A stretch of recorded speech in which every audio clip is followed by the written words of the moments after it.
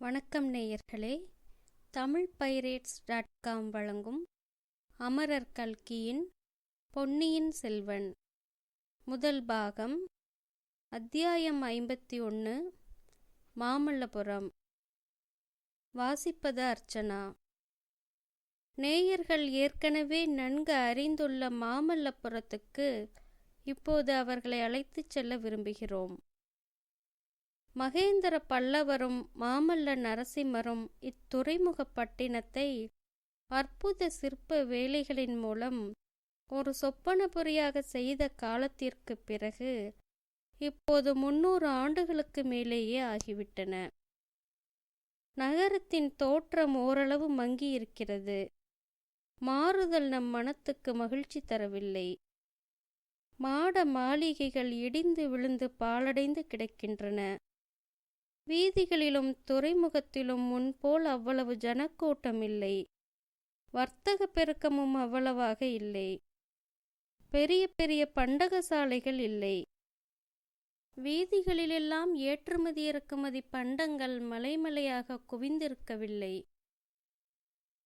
கடல் பூமிக்குள் புகுந்து ஆழமிகுந்த கால்வாயாக அமைந்து கப்பல்கள் வந்து பத்திரமாய் நிற்பதற்குரிய இயற்கை துறைமுகமாக இருந்ததை முன்னர் பார்த்தோம்.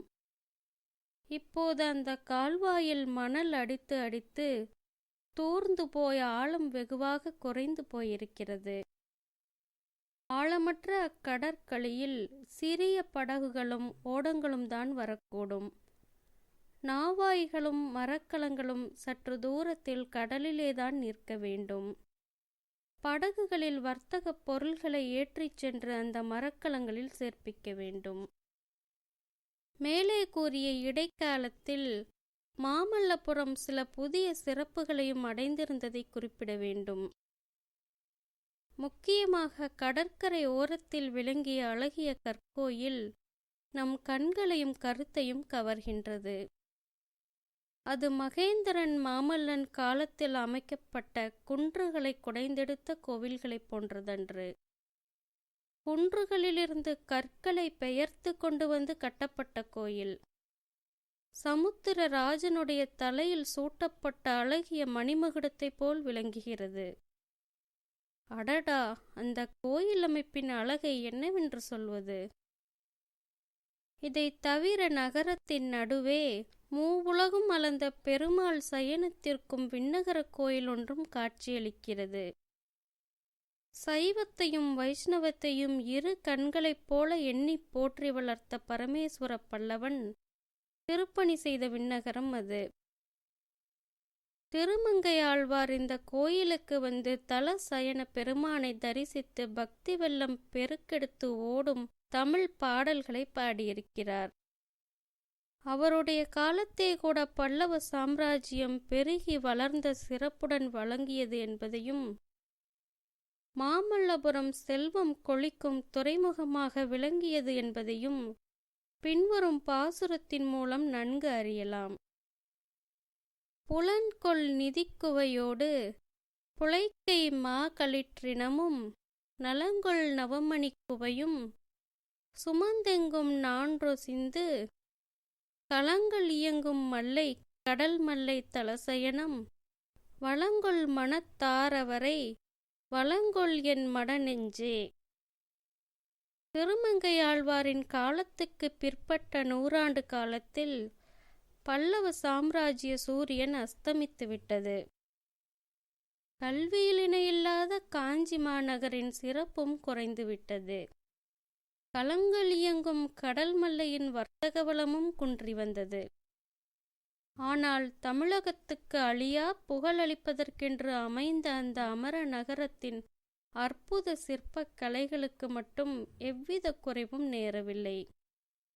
பாறை சுவர்களில் செதுக்கப்பட்ட சித்திர விசித்திரமான சிற்பங்களும் குன்றுகளை குடைந்து எடுத்து அமைத்த விமான ரதங்களும் 300 ஆண்டுகளுக்கு முன்னால் அவற்றை அமைத்த காலத்தில் விளங்கியது போலவே இன்றைக்கும் புத்தம் புதியனவாக விளங்கின.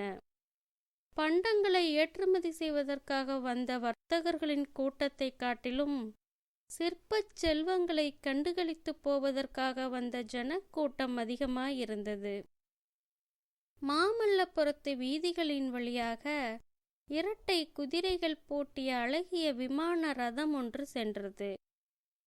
குதிரைகளின் அலங்காரங்களும் ரதத்தின் வேலைப்பாடுகளும் பொன் தகடுவேய்ந்து மாலை வெயிலில் மற்றொரு சூரியனைப் போல் பிரகாசித்த ரதத்தின் மேல் விதானமும் அதில் இருந்தவர்கள் அரச குலத்தினராய் இருக்க வேண்டுமென்பதை உணர்த்தின.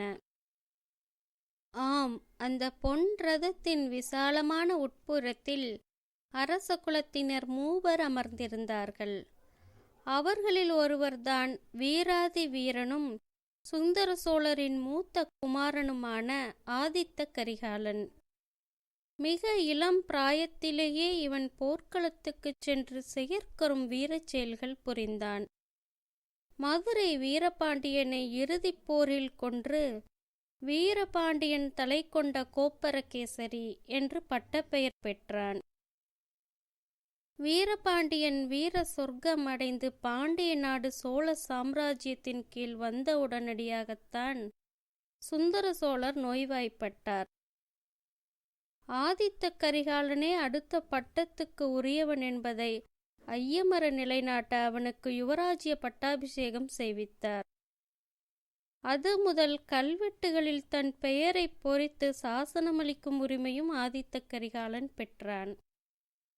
பின்னர் தொண்டை மண்டலத்தை இரட்டை மண்டலத்து கன்னரதேவனுடைய ஆதிக்கத்திலிருந்து முழுவதும் விடுவிக்கும் பொருட்டு ஆதித்த கரிகாலன் வடநாட்டுக்கு பிரயாணமானான். அங்கேயும் பல போர்க்களங்களில் செயற்கரும் வீரச் செயல்களை புரிந்தான். இரட்டை மண்டலத்து படைகளை வடபெண்ணைக்கு வடக்கே துரத்தி அடித்தான். மேலும் வடதிசையில் படையெடுத்துச் செல்வதற்கு படைபலத்தை பெருக்கிக் கொள்ளுதல் அவசியமாயிற்று. ஆதலின் காஞ்சியில் வந்து தங்கி படை திரட்டவும் மற்றும் படையெடுப்புக்கு அவசியமான ஆயுத தளவாட சாமக்கிரியைகளை திரட்டவும் தொடங்கினான். இந்த நிலையில் பழுவேட்டரையர்கள் அவனுடைய முயற்சிக்கு தடங்கல் செய்ய தொடங்கினார்கள். இலங்கை போர் முடிந்த பிறகுதான் வடநாட்டு படையெடுப்பு தொடங்கலாம் என்று சொன்னார்கள். இன்னும் பலவிதமான வதந்திகளும் காற்றிலே மிதந்து வரத் தொடங்கின. இலங்கையில் போர் செய்யச் சென்றுள்ள படைக்கு சோழ நாட்டிலிருந்து வேண்டிய உணவுப் பொருள் போகவில்லை என்று தெரிந்தது. இதனாலெல்லாம் ஆதித்த கரிகாலனுடைய வீர உள்ளம் துடித்து கொந்தளித்து கொண்டிருந்தது. நமது கதை நடந்த காலத்துக்கு முன்னும் பின்னும் சுமார் 300 ஆண்டு காலத்தில் தமிழ் அன்னையின் திருவயிற்றில் இதிகாச காவியங்களில் நாம் படிக்கும் மகா வீரர்களை ஒத்த வீர புதல்வர்கள் தோன்றிக் கொண்டிருந்தார்கள். வீமனையும் அர்ஜுனனையும் பீஷ்மரையும் துரோணரையும் கடோத்கஜனையும் அபிமன்யுவையும் ஒத்த வீரர்கள் தமிழகத்தில் அவதரித்தார்கள். உலகம் வியக்கும்படியான தீரச் செயல்களை புரிந்தார்கள். போரில் அடைந்த ஒவ்வொரு வெற்றியும் இவர்களுடைய தோள்களுக்கு மேலும் வலிவு அளித்தன. வயது முதிர்ந்த கிழவர்கள் மலையை பெயர்த்தெடுக்கும் வலிமை பெற்றிருந்தார்கள். பிராயமாகாத இளம் வாலிபர்கள் காற்றில் ஏறிச் சென்று வான முகட்டை அடைந்து விண்மீன்களை உதிர்க்கும் ஆற்றல் பெற்றிருந்தார்கள். இப்படிப்பட்ட வீரர்கள் இருவர் அச்சமயம் ஆதித்த கரிகாலன் ஏறிச் சென்ற ரதத்தில் அவனுடைய சம ஆசனத்தில் உட்கார்ந்திருந்தார்கள். இவர்களில் ஒருவர் திருக்கோவலூர் மலையமான். இவர் ஆண்ட மலையமாநாடு வழக்கத்தில் பெயர் சுரங்கி மிலாடு என்று வழங்கியது. ஆகையால் இவருக்கு மிலாடுடையார் என்ற பட்டப்பெயர் ஏற்பட்டிருந்தது. சுந்தர சோழ சக்கரவர்த்தியின் 2வது பத்தினியாகிய வானமாதேவி இவருடைய செல்வத் திருமகள்தான். எனவே ஆதித்த கரிகாலனுடைய பாட்டனார் இவர். முதிர்ந்த பிராயத்திலும் நிறைந்த அறிவிலும் இவர் கௌரவர்களின் பாட்டனாரான பீஷ்மரை ஒத்திருந்தார். ஆதித்த கரிகாலன் இவரிடம் பெரும் பக்தி வைத்திருந்த போதிலும் இவருடைய புத்திமதி சில சமயம் அந்த வீர இளவரசனின் பொறுமையை சோதித்தது. ரதத்தில் இருந்தவர்களில் இன்னொருவன் பார்த்திபேந்திரன். இவன் பழைய பல்லவர் குலத்திலிருந்து கிளை வழி ஒன்றில் தோன்றியவன். ஆதித்த கரிகாலனை விட வயதில் சிறிது மூத்தவன். அரசுரிமை அற்றவனாதலால் போர்க்களத்தில் தன் ஆற்றலை காட்டி வீரப்புகழை நிலைநாட்ட விரும்பினான். ஆதித்த கரிகாலனை சென்றடைந்தான். வீரபாண்டியனோடு நடத்திய போரில் ஆதித்த கரிகாலனுக்கு வலது கையைப் போல் இருந்து உதவி புரிந்தான். இதனால் ஆதித்த கரிகாலனுடைய அந்தரங்க நட்பு கூறியவனானான். வீரபாண்டியன் விழுந்த நாளிலிருந்து இருவரும் இணைபிரியா தோழர்கள் ஆனார்கள். இந்த மூவரும் ரதத்தில் சென்றபோது தஞ்சாவூரிலிருந்து பராபரியாக வந்த செய்திகளை பற்றியே பேசிக்கொண்டிருந்தார்கள். இந்த பழுவேட்டரையர்களின் அகம்பாவத்தை இனிமேல் என்னால் ஒரு கணமும் சகித்து கொண்டிருக்க முடியாது. நாளுக்கு நாள் அவர்கள் வரம்பு கடந்து போகிறார்கள்.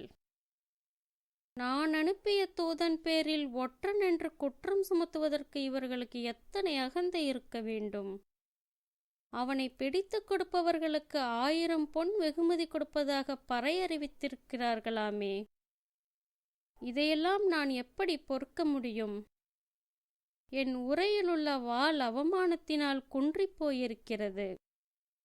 நீங்களோ பொறுமை உபதேசம் செய்கிறீர்கள் என்றான் ஆதித்த கரிகாலன்.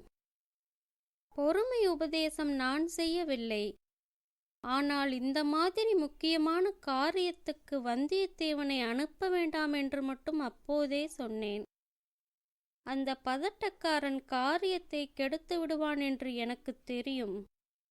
வாளை வீசவும் வேலை எறியவும் மட்டும் தெரிந்திருந்தால் போதுமா?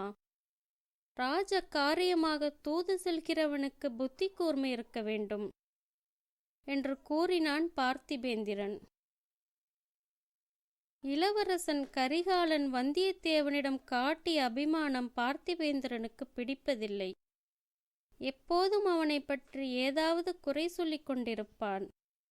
அவன் செய்யும் எந்த காரியத்திலும் குற்றம் கண்டுபிடிப்பான். ஆகையால் இந்த சந்தர்ப்பத்திலும் அவ்வாறு குற்றம் சொன்னான். ஆரம்பித்து விட்டாயா உன் கதையை? வந்தியத்தேவன் பேரில் ஏதாவது சொல்லிக் கொண்டிராவிட்டால் உனக்கு பொழுது போகாது. அவனுக்கு புத்தி கூர்மை இல்லாவிட்டால் வேறு யாருக்கு இருக்கிறது? எந்த விதத்திலாவது எப்படியாவது சக்கரவர்த்தியிடம் நேரில் ஓலையை கொடுத்து விட வேண்டும் என்று நான் இட்ட கட்டளையை அவன் நிறைவேற்றிவிட்டான். அதனால் பழுவேட்டரையர்கள் கோபம் கொண்டிருக்கிறார்கள். இதில் வந்தியத்தேவனின் தவறு என்ன என்று ஆதித்த கரிகாலன் கேட்டான். தாங்கள் சொல்லி அனுப்பிய காரியத்தோடு அவன் நின்றிருக்க மாட்டான். வேறு வேண்டாத காரியங்களிலும் தலையிட்டிருப்பான் என்றான் பார்த்திபேந்திரன். நீ சற்று சும்மா இரு. தாத்தா, ஏன் இப்படி மௌனமாயிருக்கிறீர்கள்? தங்களுடைய கருத்து என்ன? ஒரு பெரும் படை திரட்டிக் கொண்டு சென்று தஞ்சாவூரிலிருந்து சக்கரவர்த்தியை மீட்டு காஞ்சிக்கு அழைத்து வந்து விட்டால் என்ன? எத்தனை நாள் சக்கரவர்த்தியை பழுவேட்டரையர்கள் சிறையில் வைத்திருப்பது போல் வைத்திருப்பதை நாம் பார்த்து கொண்டிருப்பது? எத்தனை நாள் பழுவேட்டரையர்களுக்கு பயந்து காலம் கழிப்பது என்று பொங்கினான் ஆதித்த கரிகாலன். தம் வாழ்நாளில் 66 போர்க்களங்களைக் கண்டு அனுபவம் பெற்றவரான திருக்கோவலூர் மலையமான் மிலாடுடையார் மறுமொழி சொல்லுவதற்காக தொண்டையை கனைத்து கொண்டார். இதற்குள் எதிரே கடல் அலைகள் தெரியவும், முதலில் இந்த ரதத்திலிருந்து இறங்குவோம் தம்பி. வழக்கமான இடத்தில் போய் உட்கார்ந்து பேசுவோம். எனக்கு வயதாகிவிட்டதல்லவா? ஓடுகிற ரதத்தில் பேசுவது எளிதாக இல்லை என்றார். நன்றி நேயர்களே. மீண்டும் அடுத்த அத்தியாயத்தில் சந்திப்போம்.